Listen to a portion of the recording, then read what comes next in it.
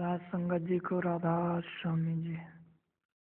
स्वागत है आप सभी का हमारे YouTube चैनल भक्ति मार्ग RSSB पर। साध संगत जी, कल हमने जिस विषय पर चर्चा की थी, दुख का कारण क्या है, उसके आगे आज हम चर्चा शुरू करते हैं। कल हमने स्वामी विवेकानंद जी के विषय में लास्ट में कुछ लाइनें कही थी, कुछ उसी के आगे कुछ और उनके विचार हम रख रहे हैं। विवेकानंद जी एक संतों की तरह हमें समझाने की कोशिश की है। स्वामी विवेकानंद जी ने ईश्वर के मिलाप पर इतनी दृढ़ता से बल दिया है, इसीलिए हम भी यह समझने की कोशिश करें कि उनका भाव क्या है। इस विषय पर लिखे गए अधिकांश ग्रंथों में उनके इस कथन को पूरी तरह से स्पष्ट नहीं किया गया है, क्योंकि इन ग्रंथों के लेखकों ने स्वयं इसका अनुभव नहीं किया और उन्हें ईश्वर के बारे में केवल अंदाजा है। शायद साध संगत जी आपको भी मालूम होगा, शिकागो में 1990 के दशक के आसपास धार्मिक सम्मेलन हुआ था।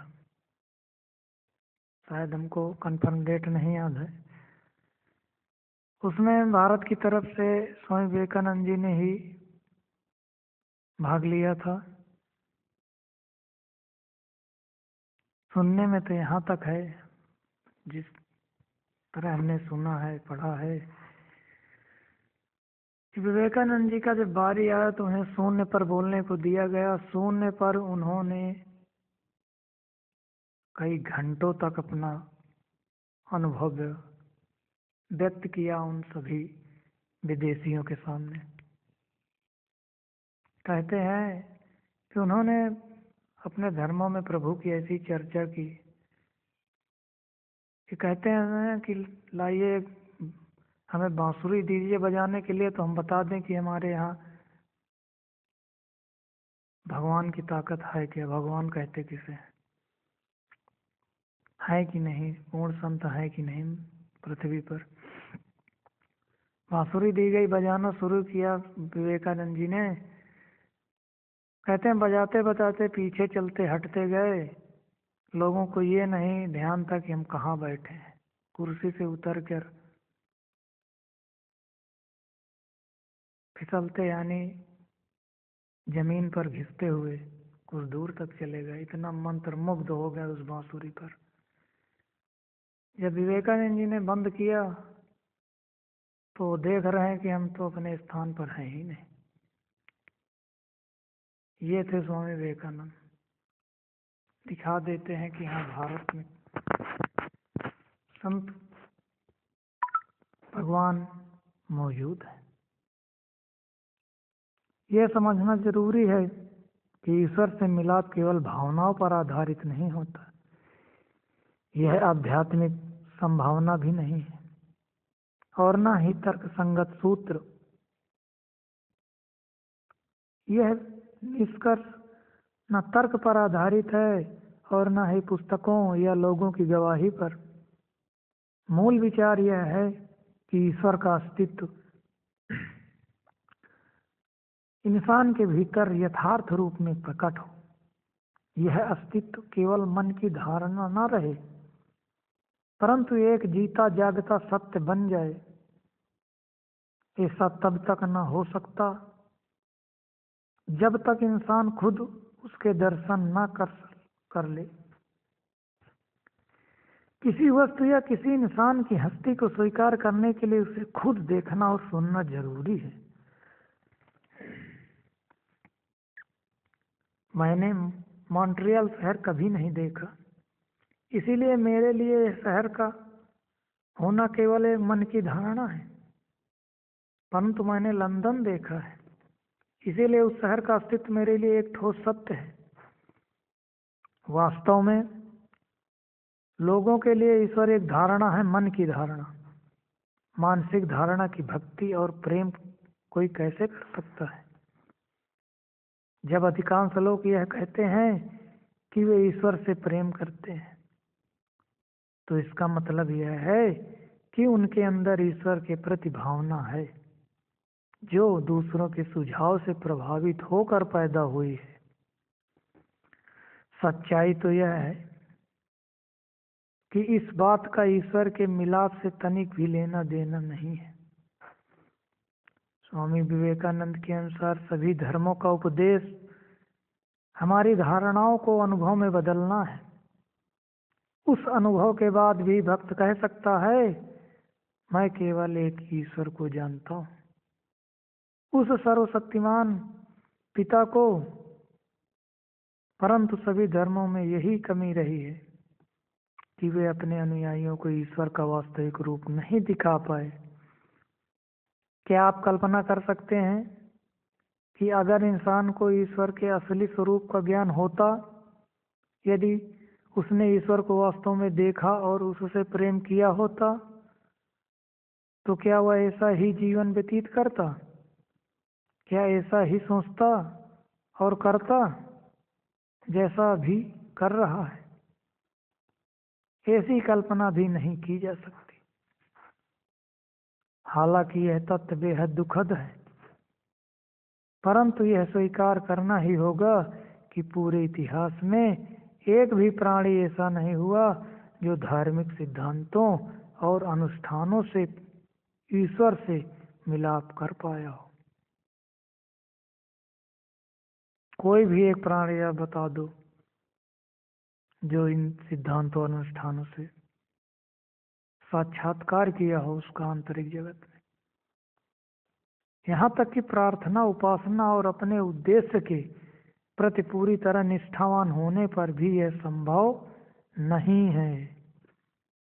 हम जानते हैं कि ईश्वर से मिलाप ऐसे साधनों द्वारा नहीं किया जा सकता। यह संभव है, ये साधन ज्यादा से ज्यादा हमें सत्य के थोड़ा करीब ले जाते हैं या ईश्वर के बारे में हमारी कल्पना थोड़ी बढ़ा सकते हैं। यदि प्रार्थना, सिमरन और ध्यान द्वारा कोई प्राणी कुछ सीमा तक सूक्ष्म मंडलों में पहुंच जाता है, तो वह थोड़ी सी रूहानी उन्नति का अनुभव करता है। माना कि यह अच्छा है, परंतु यह अनुभूति उसे कभी पूर्ण रूप से ईश्वर से मिलाप नहीं करवा सकती। फिर ऐसा कौन सा मार्ग है जो इंसान को उसके सबसे ऊंचे मनोरथ की तरफ ले जा सकता है? संत आसानी से इस उलझन को सुलझा सकते हैं। जिज्ञासु को ईश्वर की सच्चाई का अनुभव करवाने का एक ही साधन है। ध्यान से सुनो साध संगत जी, कि सच्चाई का अनुभव करने का एक ही साधन है, वह है उसे ईश्वर को देखने और उसकी वाणी सुनने के योग्य बनाना। यदि हमें यह मुमकिन नहीं लगता तो वह इसलिए क्योंकि हमें संतों के मार्ग और उसके साधन का ज्ञान नहीं है। जब किसी संत का शिष्य ऊंचे मंडलों में पहुंचता है और वहां आंतरिक दृष्टि से ईश्वर की अलौकिक शक्ति तथा शोभा का दर्शन करता है, जब वह उस नाद बिंदु का मन भावन संगीत सुनता है जो उस ईश्वर की मधुर झंकार है, तब उसका ईश्वर से मिलाप होने लगता है। परंतु यहाँ पहुंचकर भी यह मिलाप अधूरा है। जब वह इस दिव्य धुन की सहायता से और अधिक ऊंचे मंडलों में जाता है और वहां परम आनंद की अवस्था में जीव का स्वरूप सतपुरुष के साथ एक हो जाता है, तो उस समय पूर्ण रूप से उसका ईश्वर से मिलाप होता है। इससे पहले कभी नहीं। इस तथ्य से यह साफ जाहिर है कि उस ऊंचे मनोरथ को किसी भी तरह के धार्मिक कर्मकांड से प्राप्त करना संभव नहीं है। न ही मानसिक प्रक्रिया द्वारा ऐसा हो सकता है। यह एक निजी अनुभव है जो इस भौतिक स्तर पर नहीं हो सकता। ऐसा अनुभव इंद्रिय स्तर पर संभव नहीं है। इसे प्राप्त करने के लिए किसी को भी ऊपर के सूक्ष्म लोकों में जाना होगा। केवल इतना ही नहीं, बल्कि उससे भी ऊपर उठकर सबसे ऊंचे मंडल तक पहुंचना होगा। और ऐसा केवल किसी सतगुरु के मार्गदर्शन में ही किया जा सकता है, और कोई दूसरा साधन नहीं है। साध संगत जी, इस बात को गांठ बांध लीजिए आप लोग कि केवल सतगुरु के मार्गदर्शन में, उनके द्वारा बताई गई विधि, उनके द्वारा दिए हुए नाम की बख्शिश,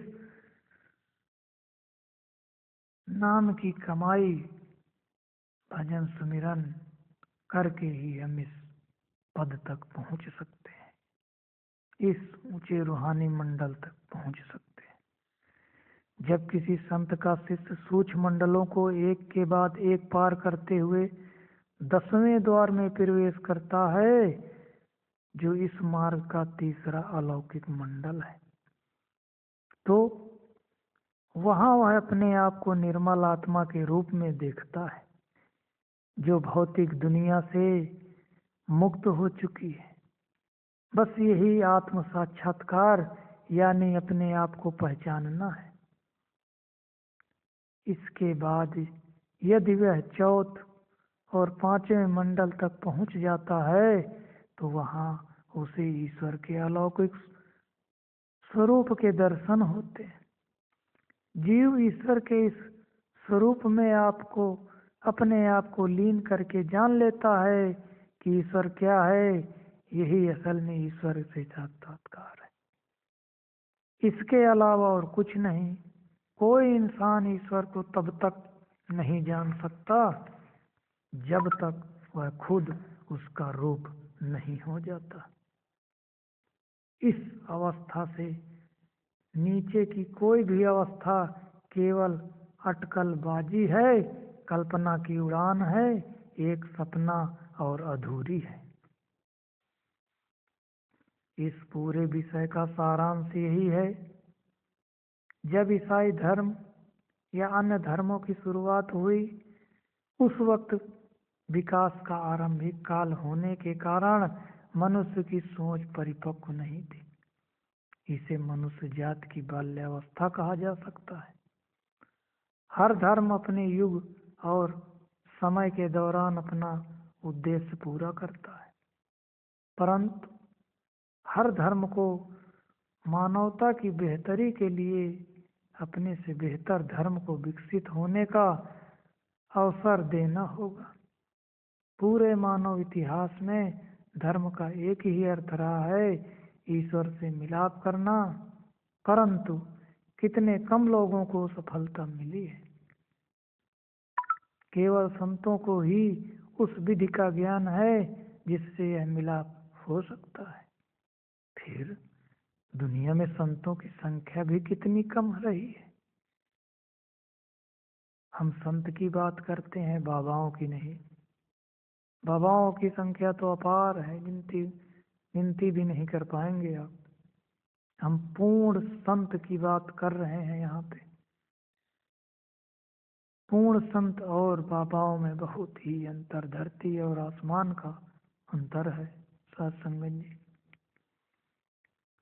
ईश्वर से मिलाप के प्रयत्न हमेशा सफल रहे हैं। केवल संतों के मार्ग पर चलकर ही सफलता हासिल हो सकती है, क्योंकि अन्य कोई मार्ग है ही नहीं इस संसार में। पूरे संसार, पूरे ब्रह्मांड की बात होती है। यदि हम कुछ पल के लिए सभी मुख्य धर्मों की समीक्षा करें, तो हम भली भांति जान लेंगे कि इन धर्मों का क्या योगदान रहा है तथा कहाँ और कैसे ये धर्म अपने परम उद्देश्य को पाने में असफल रहे हैं। अगर कुछ धर्मों के उत्साही और निष्ठावान भक्त इस बात पर बल देते हैं कि बहुत से लोग निजी साधन अपनाकर सफल हुए हैं, तो इसलिए कि वे थोड़ी सी सफलता को जरूरत से ज्यादा आंकते हैं। बेशक सभी विधि विधानों, धार्मिक अनुष्ठानों, ईश्वर स्तुति और दान पुण्य से कुछ लाभ तो होता है, लेकिन पूर्ण रूप से ईश्वर से मिलाप नहीं, और तो और पूर्ण रूप से अपनी पहचान भी नहीं हो पाती। साधु संगत जी, तो ये विचार एक रखे उन्होंने अपने, और यही एक सत्य है कि किसी पूर्ण संत सतगुरु से नाम लेकर, नाम की कमाई करके हम भी इस संसार रूपी भवसागर को पार कर सकते हैं। तो हमें भी चाहिए कि किसी पूर्ण संत से नाम की बख्शिश लेकर नाम की कमाई करें और ईश्वर का साक्षात्कार प्राप्त करें, जीते जी इसी जन्म में। राधा स्वामी जी। सत्संगत जी, वीडियो अच्छा लगा हो तो सब्सक्राइब कर लें, लाइक करें।